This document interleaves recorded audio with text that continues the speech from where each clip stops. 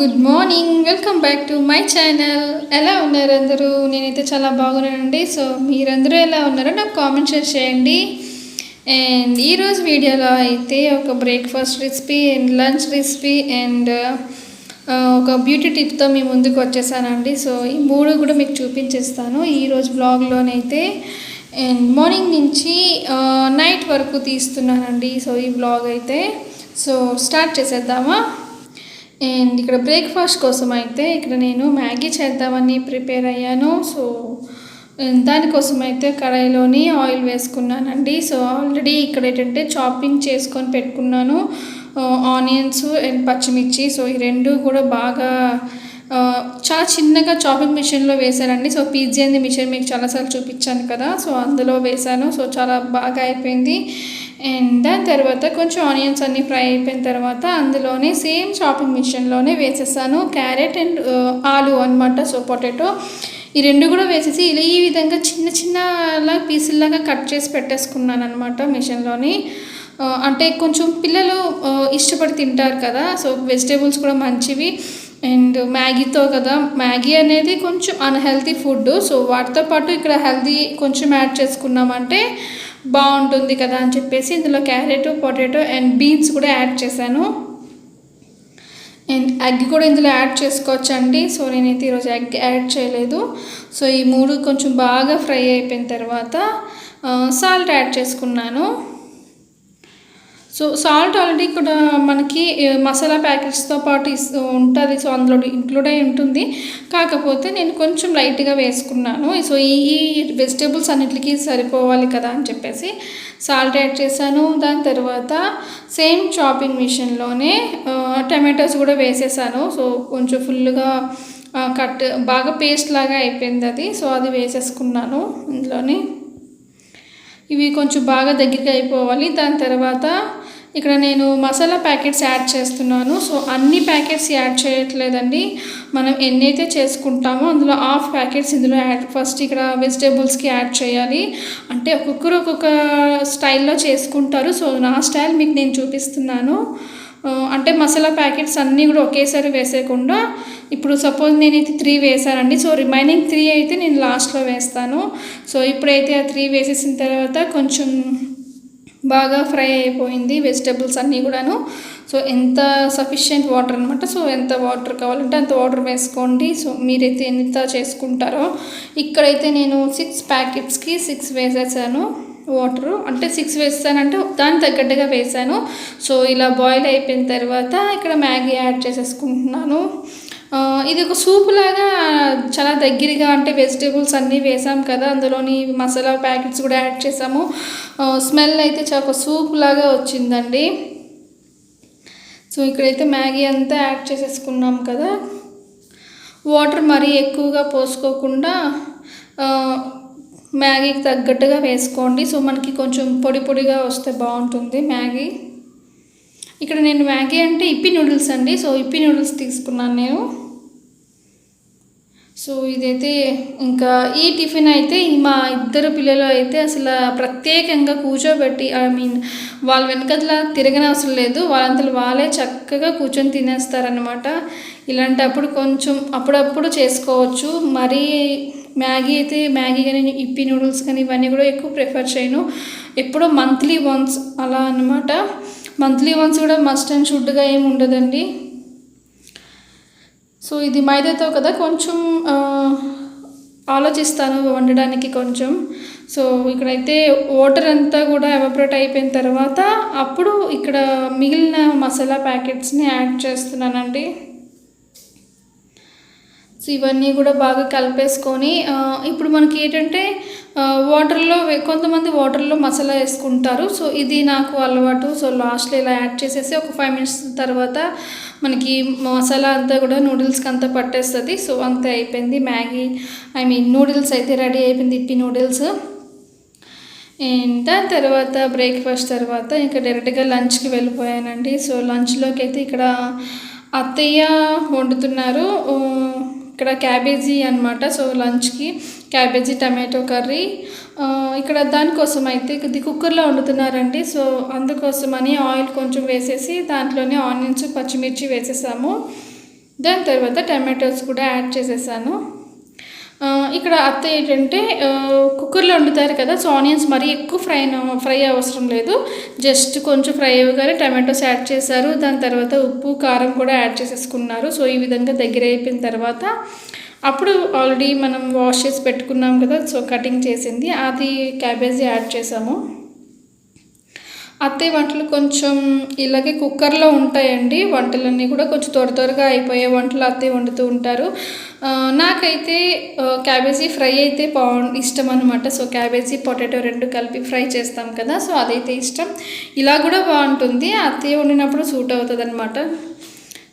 నేను వండేటప్పుడు అయితే ఫ్రై చేసుకుంటాను, అత్తయ్య అన్నీ కూడా కర్రీస్ చేస్తారు.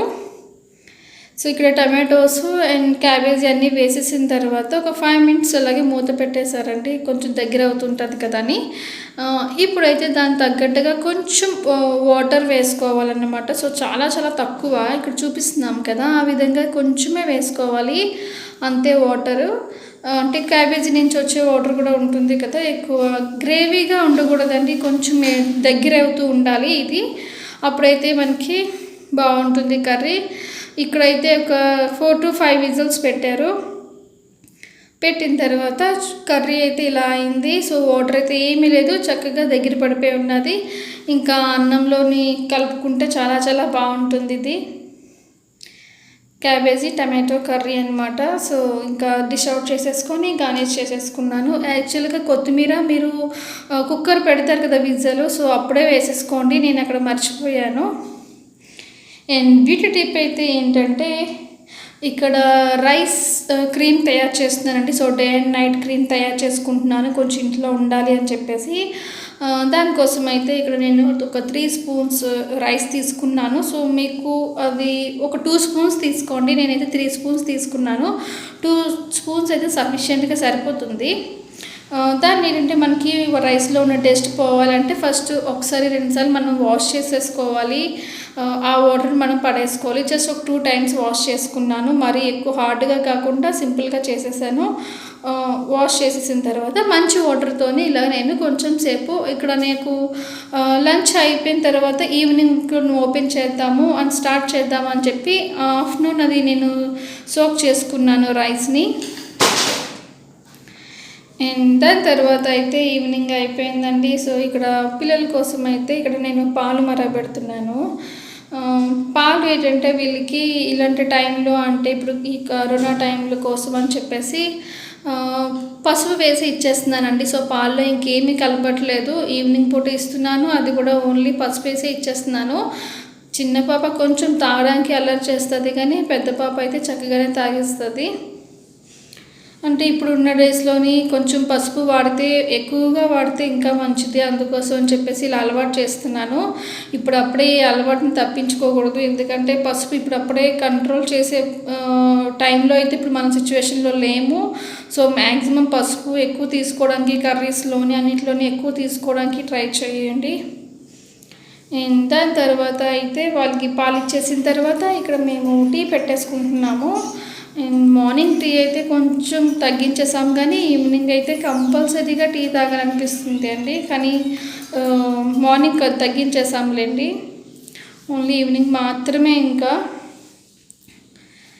సో ఇక్కడ టీ అయితే అయిపోయిన తర్వాత ఈ రైస్ క్రీమ్ ఏంటంటే మీరు నైట్ అయినా మీరు సోక్ చేసుకోవచ్చు. సో రైస్ని అట్లీస్ట్ ఒక నైట్ పెట్టేసుకొని మార్నింగ్ లేసి క్రీమ్ రెడీ చేసుకోవచ్చు. సో ఆ విధంగా అయినా చేసుకొని పర్వాలేదు. సో ఇక్కడైతే నేను ఈవినింగ్ అంటే 6-7 o'clock కల్లా నేను ఇది సో ఆ వాటర్తోనే నేను ఇలాగ బాయిల్ చేయడానికి అని చెప్పేసి నేను వాటర్ పోసుకుంటున్నాను అదే రైస్లోని. చూసారు కదా, ఈ విధంగా మనం ఒక పేస్ట్ లాగా మనం రైస్ అంతటి కూడా చాలా బాగా ఉడికిపోవాలి. సో ఒక పేస్ట్ లాగా అయిపోయిన తర్వాత అప్పుడు ఇలాగ స్ట్రైన్ చేసేసుకోవాలి స్ట్రైనర్తోని. అది మనకి ఆ వాటర్ అనేది కిందకి దిగుతూ ఉంటుంది, ఒక పేస్ట్ లాగా, ఒక సాఫ్ట్ పేస్ట్ లాగా దిగుతుంది. సో అది మనకి కావాల్సిందన్నమాట. ఈ వేస్ట్ అంతా మళ్ళీ తిరిగి మనం పడేస్తూ ఉండాలి. ఇక్కడ చూపించాను కదా, ఆ విధంగా తీసుకోవాలి. సో చూసారు కదా ఎంత సాఫ్ట్గా ఉందో. రైస్ క్రీమ్ అనమాట ఇది. దీంట్లో కొంచెం మళ్ళీ ఇంకా మనకి ఫేస్ ఇంకా మాయిశ్చరైజర్గా ఉండాలి కదా, సో దానికోసం అయితే ఏమేమి యాడ్ చేస్తున్నానో చూపిస్తున్నానండి. కార్న్ఫ్లోర్ యాడ్ చేస్తున్నాను. ఆ కార్న్ఫ్లోరే కాదండి, సో మీ దగ్గర ఏ కార్న్ఫ్లోర్ ఉన్నా కూడా తీసుకోవచ్చు. అదొక స్పూన్ యాడ్ చేశాను. సో అది బాగా కలిపేసుకొని దాంట్లోనే ఇక్కడ విటమిన్ ఈ ట్యాబ్లెట్స్ యాడ్ చేస్తున్నానండి. ఒక 2 క్యాప్సూల్స్ యూస్ చేస్తున్నాను. విటమిన్ ఈ ట్యాబ్లెట్స్ కూడా చాలా చాలా బాగా పనిచేస్తుంది. నేను 2 క్యాప్సూల్స్ వేసాను కదండి. సో మీకు 2 స్పూన్స్కి అయితే 2 క్యాప్సూల్స్ వేసుకోండి. సో రైస్ దాన్ని బట్టి మీరు వేసుకోండి. ఇక 3 స్పూన్స్ తీసుకున్నాను. నేనైతే 3 క్యాప్సూల్స్ యూస్ చేశాను. అండ్ దాని తర్వాత ఇక్కడ పతంజలి అలోవెరా జెల్ అండి. సో అది యాడ్ చేస్తున్నాను. మీ దగ్గర ఏమైనా ఫ్రెష్ జెల్ ఏదైనా ఉంది అంటే డైరెక్ట్గా ఉంటుంది కదా పతంజలి, సో అదైనా మీరు వేసుకోవచ్చు. ఇక్కడ ఒక స్పూన్ యాడ్ చేశాను. ఈ రైస్ క్రీమ్ ఏంటంటే చాలా చాలా స్మూత్గా ఉంటుందండి. స్కిన్ స్మూత్ అవ్వడానికి, గ్లోయింగ్ అవ్వడానికి బాగా పనిచేస్తుంది. అండ్ దాని తర్వాత ఇక్కడ డాబర్ గులాబరీ వేస్తున్నాను. ఒక స్పూన్ వేస్తున్నానండి, రోజ్ వాటర్ ఇది. ఇది ఫుల్గా బాగా కలిపేసుకొని అట్లీస్ట్ మనం ఒక 5 to 6 days కంపల్సరీగా 1 week to 10 days అండి, 1 week to 10 days వరకు మనం ఫ్రిడ్జ్లో స్టోర్ చేసుకొని ఇది మనం ఫేస్కి అప్లై చేసుకోవచ్చు. And day and night cream కింద యూజ్ చేసుకోవచ్చు అనమాట ఇది. అండ్ మేకప్కి బిఫోర్ కూడా యూజ్ చేసుకోవచ్చు. మంచి స్కిన్గా మంచి గ్లోయింగ్ స్కిన్గా బాగా ఉపయోగపడుతుంది.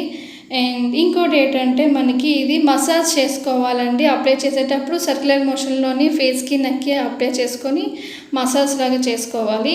సో మంచి క్రీమ్ అండి. సో ఇంట్లో చక్కగా ఇలా తయారు చేసేసుకోవచ్చు, చాలా చాలా ఈజీ మెథడ్లో అనమాట. సో ఇదండి అయితే ఇంకా ఇది ఏదైనా ఒక ఎంటీ బాటిల్లోని ఇలాగా మీరు స్టోర్ చేసుకున్నామంటే ప్లాస్టిక్ దాంట్లో కానీ గాజు దాంట్లో కానీ స్టోర్ చేసుకుంటే బాగుంటుంది. అండ్ ఇదండి వీడియో అయితే ఈరోజైతే. అండ్ ఈ వీడియో మీకు నచ్చినట్లయితే లైక్ చేయండి, షేర్ చేయండి, అండ్ కామెంట్ చేయండి. అండ్ సబ్స్క్రైబ్ చేసుకోవడం మర్చిపోవద్దు. సబ్స్క్రైబ్ బటన్ పక్కన మీకు బెల్ ఐకాన్ ఉంటుంది కదా, అది క్లిక్ చేశారంటే నా నుంచి వచ్చే ప్రతి వీడియో మీకు నోటిఫికేషన్ ద్వారా వచ్చేస్తుంది. Okay, bye bye.